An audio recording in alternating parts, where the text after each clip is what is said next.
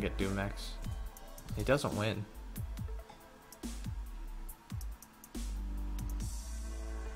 Let's skipping drones.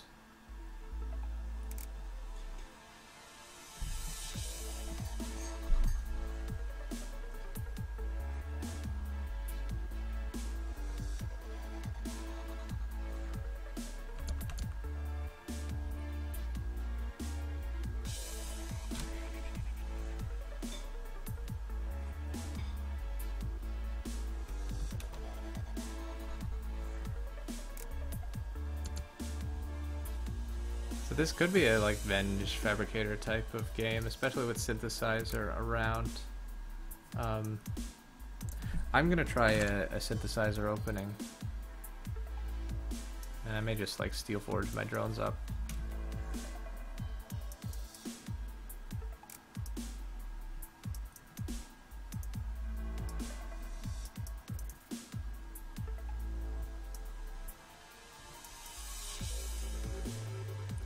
Way too scary, way too complex. I mean, I don't see how it's any scarier than what we have right now. Like, I'm already sort of scared by what we have right now, and I think that this doesn't make it any worse at all. So I can just store 4 and then Fabricator drone next turn. I don't mind wasting the blue.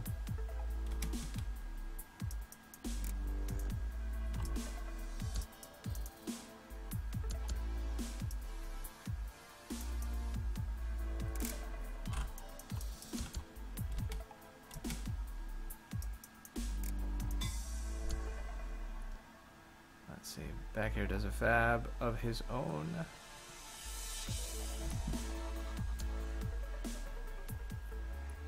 Wild Drone already has this kind of effect.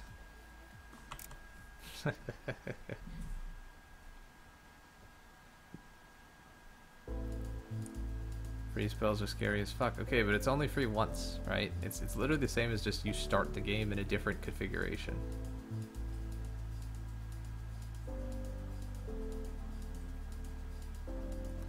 I'm just gonna do that. Because what I eventually want to do is turn all of these into Venge Cannons. Either that or Steel Forge them up, but I don't want to be spamming defense all game. BackAir going straight for the Venge Cannons. Next turn I can wall double Venge, but it feels like wall won't be enough. Flame Animus is interesting.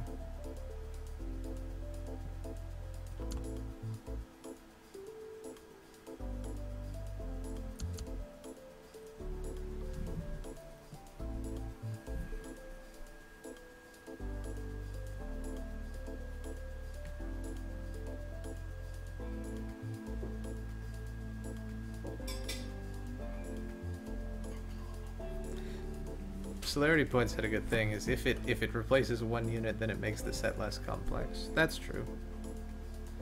LOL, is this the real Colento? I know that there's a Colento playing, I don't know if it's the real one.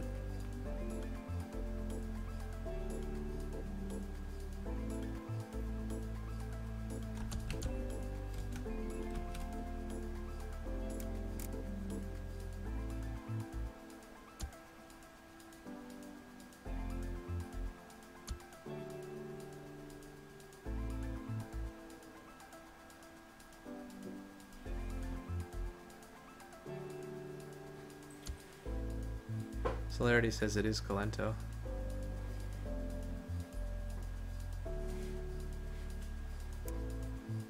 Well, that's cool.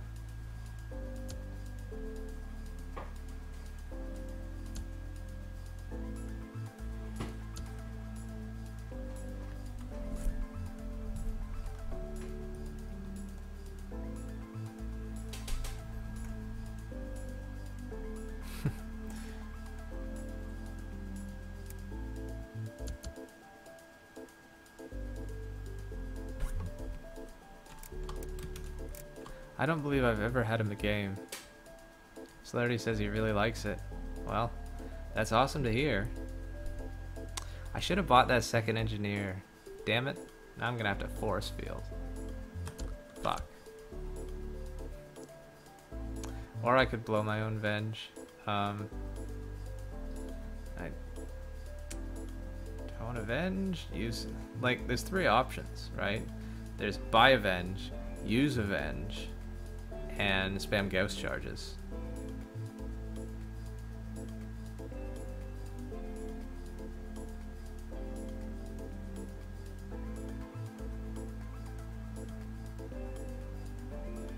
Creating a disparity of going second or first.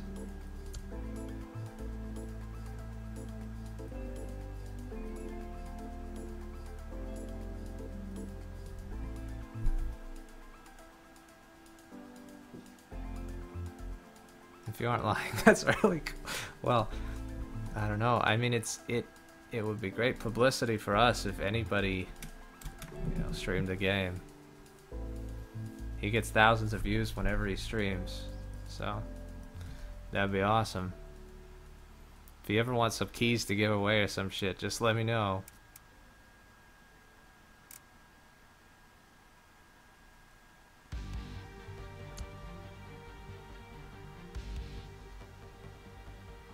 I remember watching a bunch of his games when he was streaming Paladin and playing Hearthstone, and nobody thought Paladin was any good, and he hit like #1 legend or something playing Paladin. And I remember like watching him a bunch when he was like right near the top, and he finally hit it, and he was like, well, you know what, guys, Paladin's the best class in Hearthstone. And everybody just like, you know, couldn't believe it, but it was, you know, at the time it seemed to be true. So do I just Venge here and kind of give up, get breached? That's all she wrote? Or is there some way, like I can wall force field and not get breached? That might be a little better.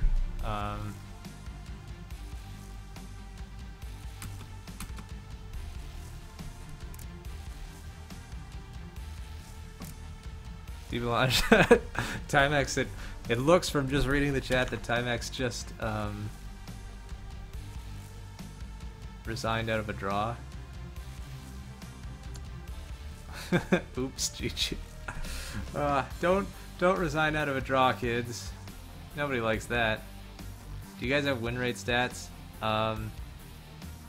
We have like a crappy win rate stat that's old, and I think we just added like a database export thing, and Shalev is going to crawl through it, and he's going to get a bunch of new updated stats on absolutely everything. We will post them on Reddit.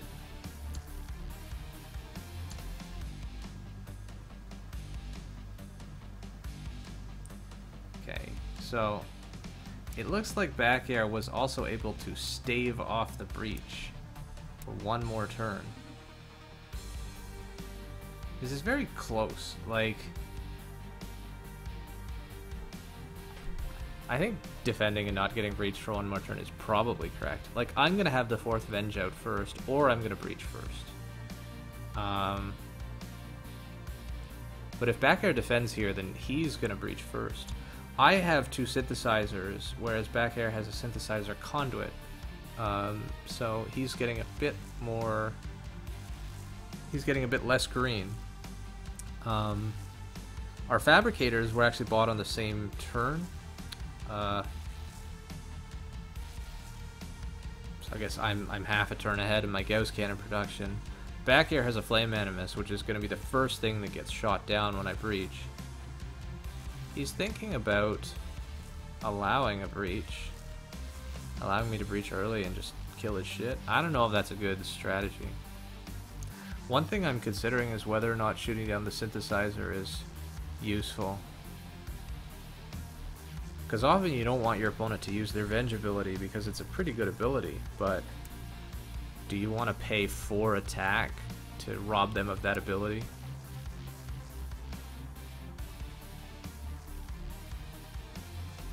You need to be able to see people's win-loss on a profile type thing.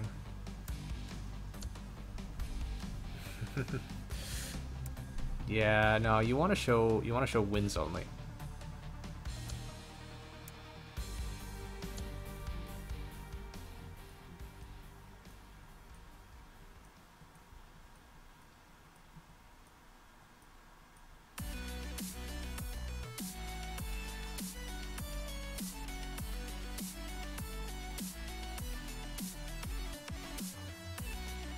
The only thing that wins-loss tells you is the failure rate of the automatcher.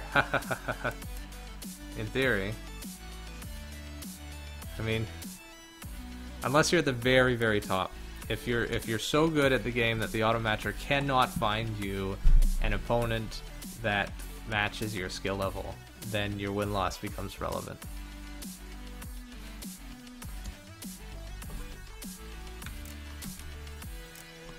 Okay, so that last Venge Cannon's gonna happen. Okay, so now we're gonna breach. We can't kill Avenge. We could certainly kill that Flame Animus, which seems like a pretty good idea. Do I want to use my Venge ability? Or do I want to Force Field? Force Field means breaching for 7 or 6. Breach for 6 kills like a Gauss. Like, Breach for 7 is okay, it doesn't kill Avenge, right? So, maybe that's fine. Do I want to kill the Fab? I think I definitely want to kill drones. I don't want to let those live, because they just turn into force fields. Next turn, my attack is going to be 13 or 12.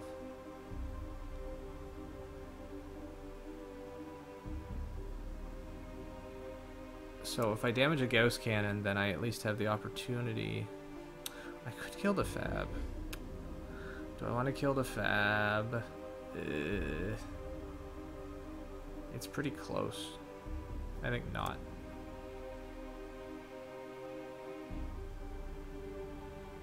Okay. So next turn I will have 4 green and I can use 2 Venge abilities, which is pretty strong. Am I sure I don't want to use one this turn though?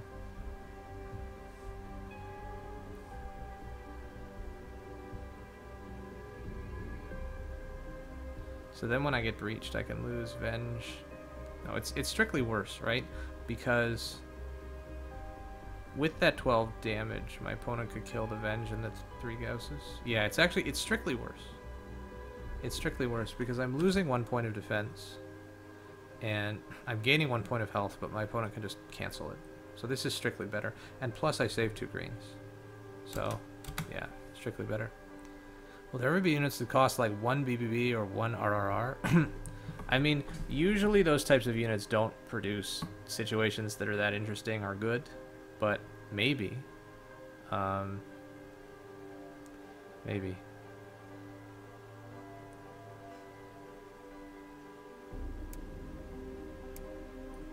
Surely you want to shoot down the Venges before Gauss, attack over HP.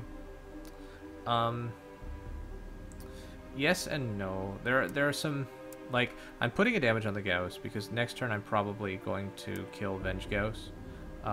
If I put a damage on a Venge, then BackAir can choose whether or not to use that Venge or a different Venge for the Venge ability. And it can give you some choices that are bad. Like here, I want to do this.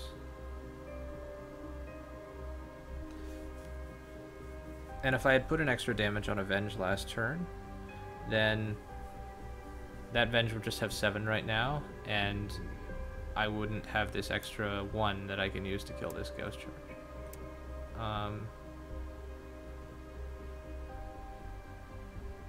So let's do that. 10 can't kill 2 Venge Cannons, which is perfect. Right, like, okay, literally, if I'd put that 1 point of damage on this Venge Cannon right here, instead of that Gauss Cannon, then I would lose an extra Venge Cannon next turn because 5 and 6 would be 11. Like, it's actually a substantial difference putting that 1 damage on a Gauss Cannon. Like, you would think that these types of endgames where neither player is making any defense or purchasing decisions, you'd think that they'd be easy, right? But they're not. These are actually some of the most skill testing situations in Prismata. Like, and the other thing is you can calculate like 3 or 4 moves ahead if you're really good or you have a lot of time on your hands, which I'm not going to bother trying to, but if you wanted to, you could. And some players even, like, you go to the analyze and you open another analysis window and you can like analyze during the game,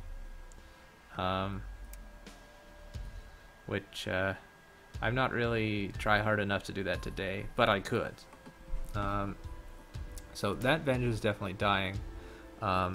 Now we can't kill another Venge, but we can either kill Gauss plus charge, or we could kill the 3 charges and then say damage Avenge. With 9 damage coming in, that's not going to kill 2 Venge cannons. Whereas if I do this, then it actually 10 damage will kill 2 Venges. So I think I want to kill all of the Gauss charges. Oh, BackAir's just going to resign. Yeah, I mean, he was definitely behind. I wasn't 100% convinced he had lost. So that's up to 13-5.